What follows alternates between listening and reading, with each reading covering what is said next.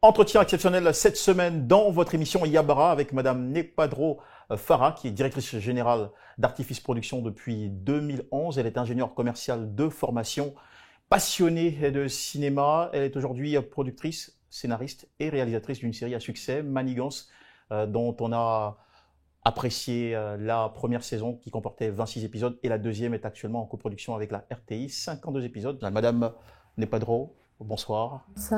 Merci d'être invitée et d'avoir accepté aussi cette invitation dans notre émission. Oui. Alors, vous étiez depuis le tout jeune âge, donc l'adolescence, très emballée par l'univers cinématographique. Comment cela se traduisait en réalité? Depuis que j'étais en cinquième, j'écrivais des scénarios. Bon, j'étais pas encore scénariste, j'étais encore à l'école. Et alors, j'écrivais des scénarios, des histoires et tout. Et je me suis dit que quand je vais grandir un jour, je vais faire du cinéma. Mais bon, c'était pas, disons, ce que je voulais faire dans la vie. Mais je me suis dit qu'un jour, avec la passion que j'avais, je voulais faire du cinéma. Et c'est comme ça que tout a commencé. Et qu'est-ce qui excite ou nourrit votre imaginaire créatif en matière de rédaction, de scénario? Je peux dire que mon inspiration vient de Dieu, des aides supérieures, comme je suis beaucoup spirituelle. Et la spiritualité aussi fait partie de mes passions. Donc, je me dis que ça vient d'en haut.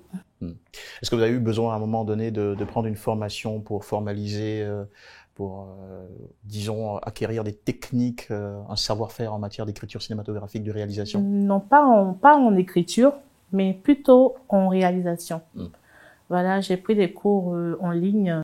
Alors, Manigance, c'est quoi, pour l'essentiel, la trame de cette histoire qui a été, bien sûr, découpée en plusieurs épisodes?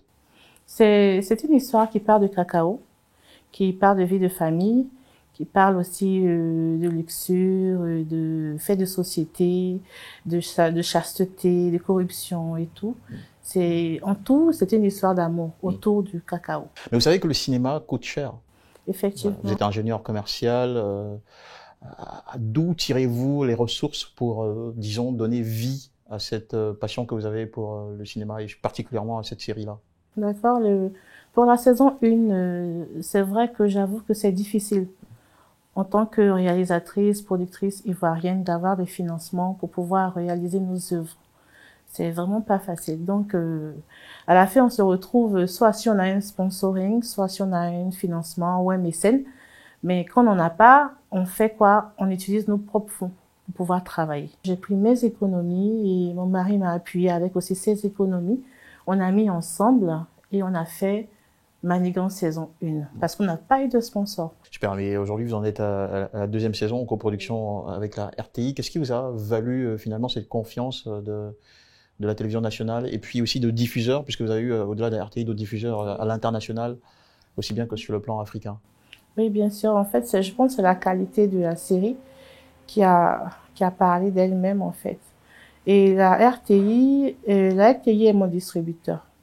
Donc, c'est la RTI qui a distribué Manigance saison 1 un peu sur la chaîne de télé.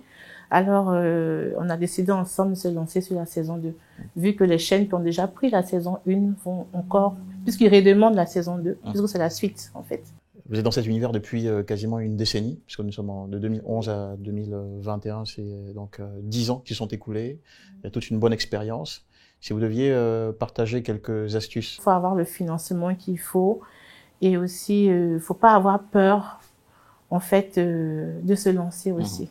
Et voici qui nous amène au terme de cette émission que vous pouvez retrouver d'ailleurs sur nos différents comptes sociaux qui affichent en ce moment sur l'écran. C'était Yabara proposé par l'agence Emploi Jeune. La semaine prochaine à la même heure sur RTI 1, d'autres histoires d'entrepreneurs vous attendent. Merci beaucoup à Madame Farah Nepadro. Ça a été un vrai bonheur. Et n'oubliez surtout pas, gardez-le en tête, l'entrepreneuriat, c'est la liberté et la prospérité. À la semaine prochaine. Coupé.